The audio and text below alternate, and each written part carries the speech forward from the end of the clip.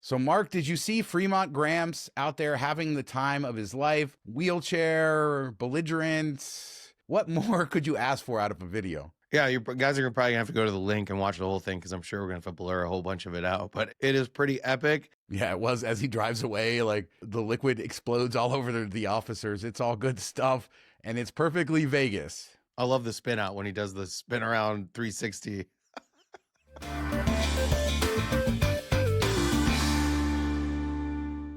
So one of the more Vegas things over the last, couple decades now is Pawn Stars, History Channel phenomenon.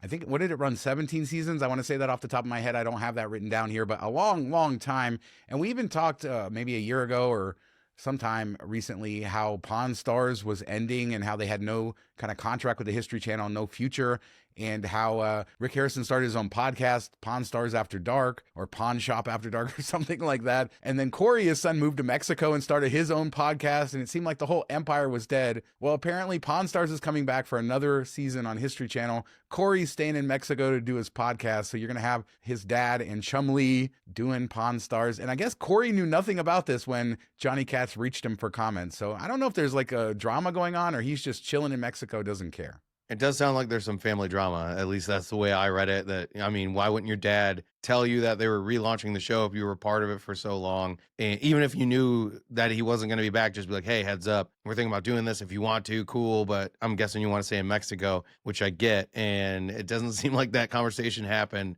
So there's some bad blood there, I would think, or just bad communication. I have one question for you, though, Mark. What's that? Who the hell still watches this show? Like, who watches this show? It's like, I watched it in the early years. I really enjoyed it. I would enjoy a show that was real, but when you find out that most of the stuff they already own, it's just, they don't film in the store. You know, you can't go in there and see the Pawn Star. It's just, yeah, after all these years, it just lost all its luster for me. So you're saying like early reality TV when you thought maybe some of it was real.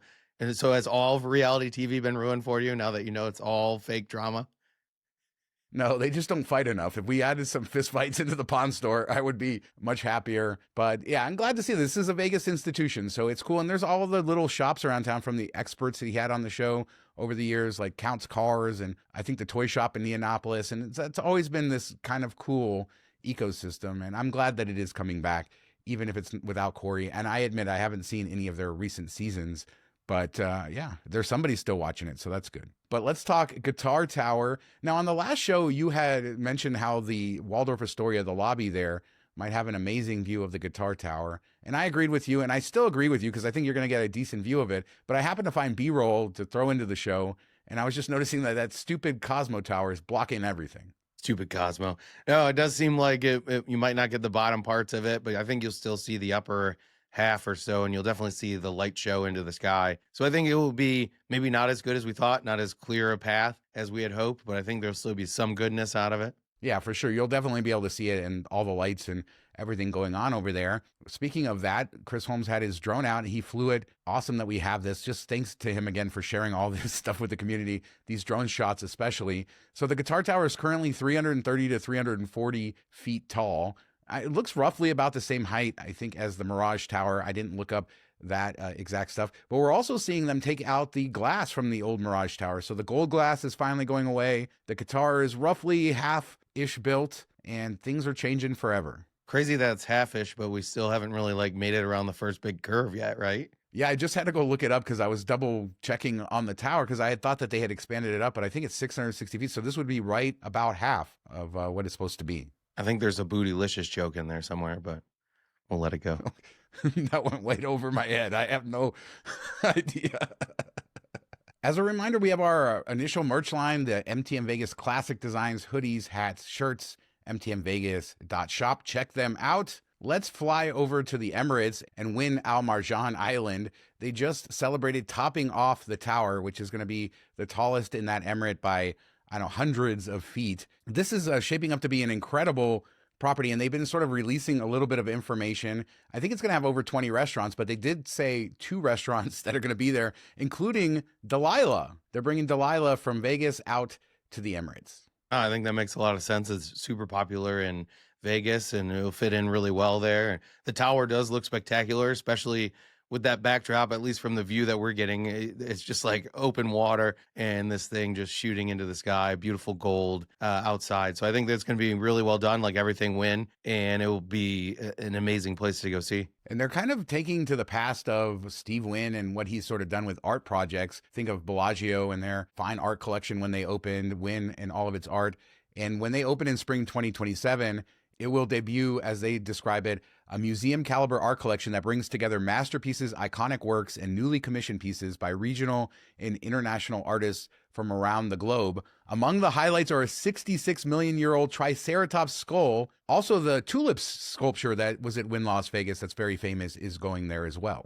No, it'd be a great thing to check out, something to spend a little time on. And that's what I love about all his properties is they always have something that's just open to the public. Go in and check out. That's beautiful. Even if we're talking about the gardens or the entryway of Bellagio and all of the glass sculptures up in the ceiling. So I think that they've kept that going with this project. And it's kind of cool to see that the fingerprints that he laid into the company have stood the test of time, I guess, even after he's gone. I wonder if this is going to be the finest resort in the world. It certainly looks like it has the bones for that, and Wynn is probably the company that can pull it off. One of the things I like most about Wynn Las Vegas is that it is approachable for everybody, so people can go in and sort of enjoy it, and they have the spaces for the highest end stuff. In Macau, they don't pull that off quite as well. It feels a little stuffier, not quite as stuffy as some other casinos. I wonder here in this location how stuffy this place is going to be. So stuffy. I think so. I don't think I'm going to feel comfortable there at all, but it looks incredible.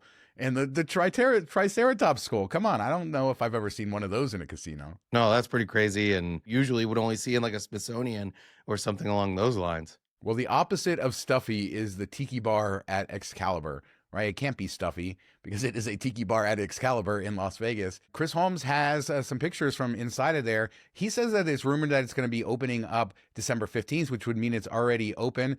If you're seeing some video up here, I will try to find some. But if not, we got these pictures of what it looks like. Not quite the concept art I had come up with of medieval tiki, but I guess, is this worthy for the second? He said this, and I think he's right. The second tiki bar on the Strip, I think Resorts World is the only one that has another one, and neither are real kind of tiki bars. Yeah, I mean, I don't know if they put in a lot of hours this weekend, if it is going to be opening as we record, on the 15th. I can't imagine that they got all that done in 2 or 3 days. That's pretty impressive if they pulled it off, but it definitely needs a little bit more tiki-ness to it. Right now, you see it above the bar and you see the posts and like what they want to bring in, but I'm curious to see what it looks like when it's all done. They definitely missed the boat on medieval tiki. That would have been awesome. Yeah, they definitely didn't do medieval tiki here, but wishing them the best. And we'll see what it looks like when it is finished and open, but glad to get a look at that.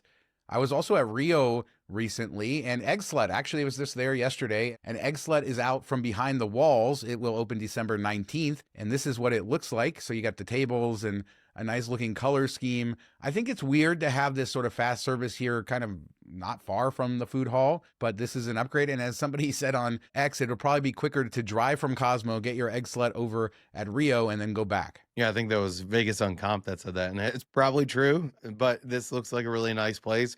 A good get for Rio. And I was kind of wondering like how it would work with both that and Hash a Go-Go. Like, could they both stand up or handle, both having breakfast areas at a Rio? And come to find out, we don't need to worry about that, right?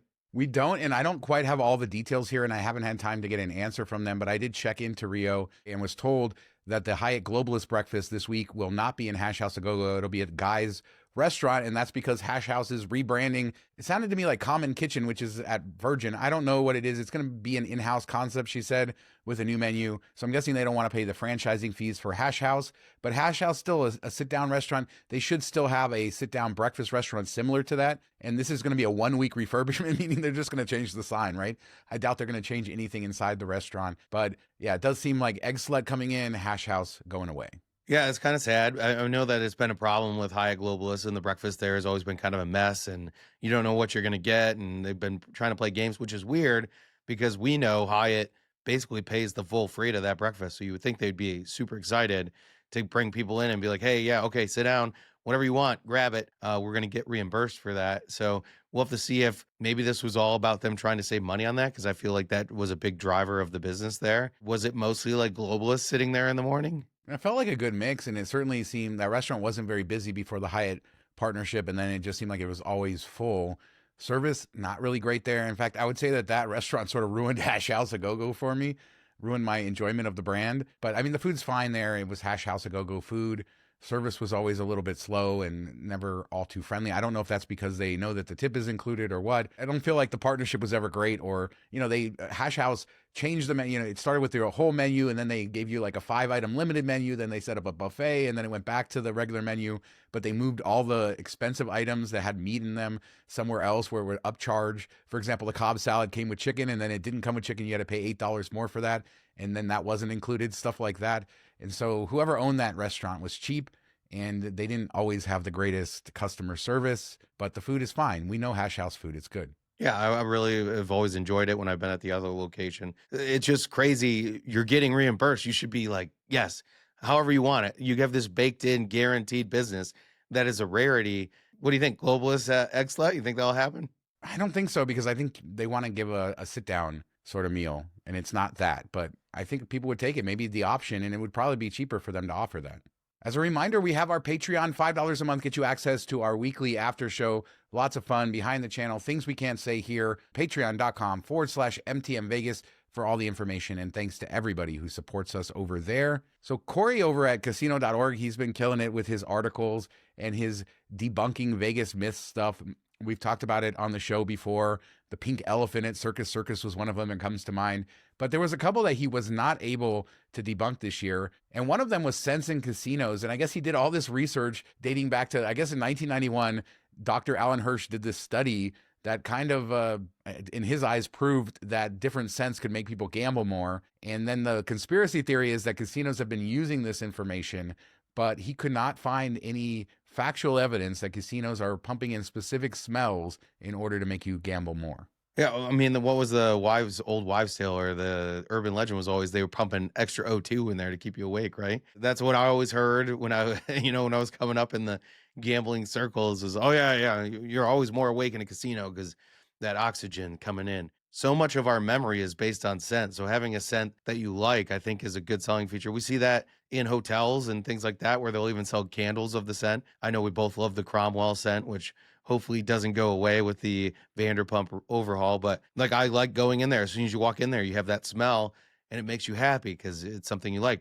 I think there's also potential that a scent can turn someone off, could give them a headache, all those types of things. So there's potential downside there too. Scents definitely have something to do with our experience at the casino. As you point out, Cromwell, there's just certain casinos you walk in that have a signature scent that you love it. But are there pheromones in those scents designed to actually manipulate your brain? We don't know. Probably not. I would imagine there would have to be some law about that. Like, you would have to disclose that somewhere. All we can say is that Corey talked to Dr. Hirsch, and Dr. Hirsch says he cannot say that it is absolutely being done at this moment. But he also consulted with multiple casinos in the past. So what are the odds that at some point they put these pheromones in the air? They had to have, right? They had to have tried this. Yeah, that's how all those Rolex watches got stolen. Is that why men just turn into absolute complete garbage when they come to Las Vegas? Yeah. See, it's the pheromones. It's been just over 2 years since Durango opened, December 5th, 2023. A big deal when it opened, Fontainebleau opening a very similar time. But we talked about the successes of it, the Phase 2 expansion, which they added new casino space, and now the high limit room has officially opened there. 8,000 square feet of dedicated indoor and outdoor lounge space. Let's talk about the outdoor lounge first, seeing pictures of this. This looks incredible. Yeah, the whole area looks beautiful, but I really love that bar area and the outdoor lounge right there. And we should say, as we always do, you do not need to be gambling in the high limit to take advantage of the space in the high limit. And a lot of times their bar offers something a little bit different or unique, or just a more pristine area to lounge at. So I would head right here, go outside. I love the outside part just out off the sports book, but this looks even more tranquil if you're with a group of friends and you want to have a good conversation. I think this is a great place to go. As Mark said, this is open to everybody. You hanging out at that outdoor lounge and not being a high roller, I wonder how long you'll last out there. But there's also 2 private bathrooms in here, which is another tip of ours.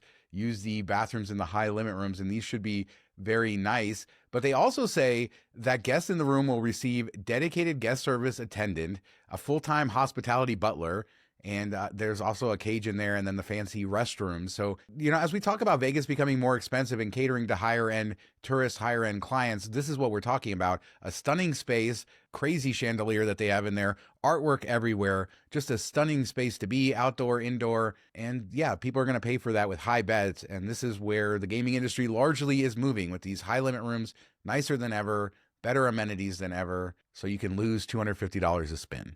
Yeah, I think they did a really great job here, and hopefully they draw some people from the strip casinos and get some of the tourists to come in there, which I think they've done a good job at. And this is as good as anything I've seen high limit room. I like it a lot better than many that you see on the strip. So I think they knocked it out of the park here. And what kind of scents do they have in there, though?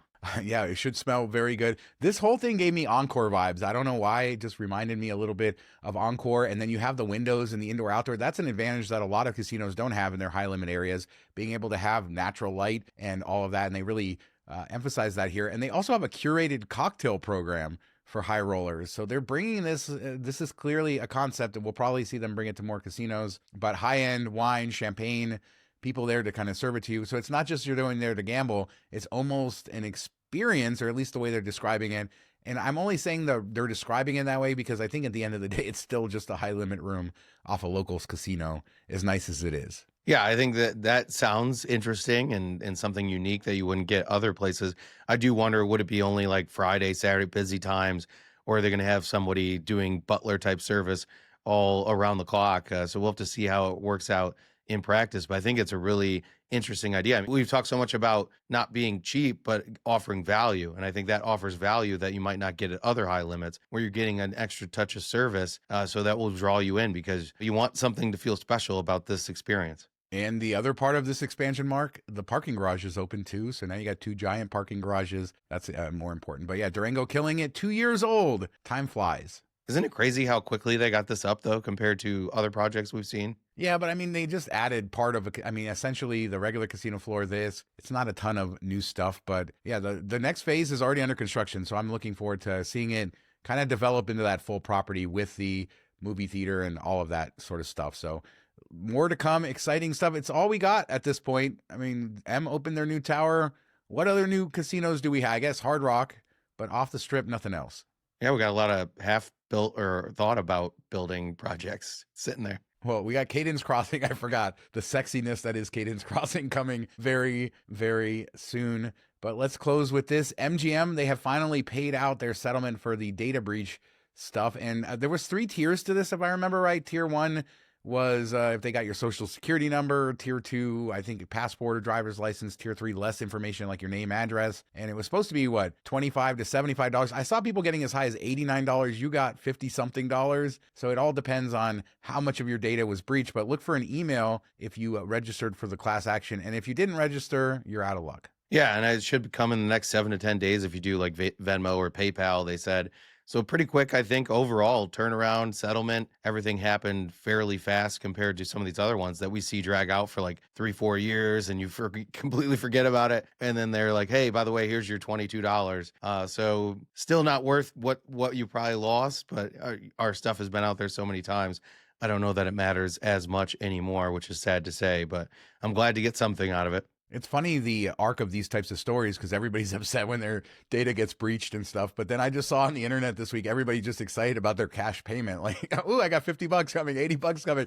It's almost as if they forgot why this is happening. And, who isn't paying out a data breach settlement? That would be Caesars, who paid the ransom. And that's just something to be said. There was also a data breach, I think, in 2019 that was part of this as well, not just the big hack that we talked about in the last couple of years. Clearly, this is a company wants to get this in the rearview mirror. I imagine that they rebuilt everything in a much more robust way. But as Mark says, your data is out there and it's going to be out there and it's very hard to protect. And, we need one of those sponsors, Mark, that on how to protect your data that they advertise on all the other YouTube channels. But seriously, if you feel like you're never going to have your data breached, it's going to be breached. You've been violated. Remember when the LifeLock CEO or whatever had the Super Bowl commercial with his social security number on there? Because he's like, no one can hack it. And then he got hacked a whole bunch of times. Okay. Yeah. The hackers, they are the all-powerful ones. But this is a huge story. This was we kind of forget this and we kind of like gloss over it, but this brought MGM to its knees for weeks. And just remember, the room keys didn't work and them having to hand write out stuff. And it was like just going back in time. And obviously it cost MGM millions of dollars. They have to pay out people for this, but it was lessons learned. I think big companies all around the world, certainly in this industry, kind of paid attention to that. And it had to give a lot of people a ton of fear. And hopefully that this sort of data breach made a lot of other companies learn lessons on how to be more secure so that this doesn't happen again, because every minute those slot machines are down, you're losing money. I mean, they should all learn to just pay the ransom and then it's done. Yeah, I don't. I had to point that out, but I still don't know. It's funny when you hear people talk about that. Who was right? Who was wrong? It certainly seems in hindsight that Caesars got the better end of it with their ransom. I think their insurance paid for most of it too. So yeah, you guys chime in. What was better? Did you get your check? How much was your check? Are you excited by it? Did you forget all about why you got the check when you saw that money and you were just like happy about all of that like everybody else? Leave a comment down below. Sense in casinos, do you know anything about that? Do you have any conspiracy theories you want to share there? Rio, Eggslut, Hash House, what are your thoughts there? Everything else we discussed in this show, leave a comment. The Wynn, is that going to be the best resort in the world? I want to see. I threw up tons of images for you guys to see. Tell me what you think. Does that going to beat Wynn Las Vegas? Leave a comment. We do 2 shows a week, Tuesdays, Fridays. We'll be back in a couple days with another show. Thanks so much for watching. Talk to you next time. I think Sean just sent the record for the longest closeout ever. Have a good week, everybody. Let me think of another topic. Leave a comment.